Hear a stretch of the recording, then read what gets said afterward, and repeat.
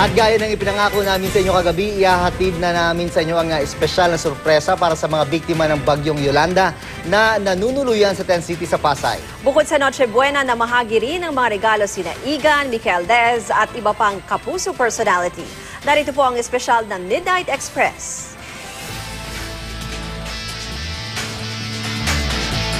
Sa likod ko, yan ang Tent City kung saan nakatira ang mga survivors ng Yolanda. At ang tent naman ito, dito magaganap ang first ever Midnight Express Fiesta para tuloy pa rin ang kanilang Pasko. Tara, let's do this! Share your blessings, ika nga. At mula sa pagsisikap ng ilang mga kaibigan sa industriya at mga kababayang nag-donate ng pagkain, regalo at cash para sa mga nasalanta ng bagyong Yolanda, makapaghahatid kami ng konting saya sa kanila ngayong Pasko. Oh, si Rob Wilson from Ang Pinaka! Yes, the bald macho guy! Guwapo! And of course, we have May Bautista. Say hi, Midnight Express! Ano, Bigland? Ako nakakaingit naman yung Express na yan. Sorry to disturb you. We just want to say hi. Rob Wilson helping us out here sa Tuloy ang Pasko Fiesta. Yes. Thanks, Welcome, brother. Midnight Express. Welcome, guys. All right.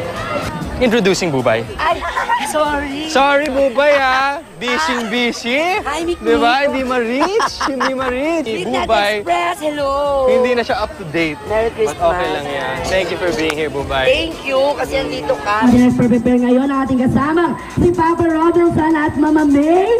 Simulan na natin ang ating palong-palumagay. Let's go! Mga bata, ready na kayo?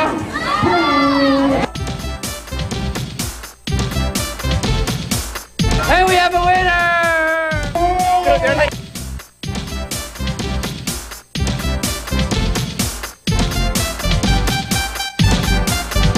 At syempre, lahat sila mabubusog ngayong gabi.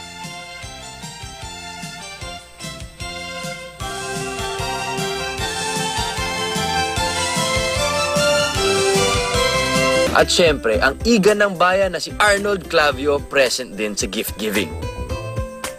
Sabi nga ng marami, hindi hadlang ang anumang kalamidad para maipagdiwang ng mga Pilipino ang Pasko. Dahil likas tayo masayahin at mapagtiis kahit anong hamon ang dumating sa atin.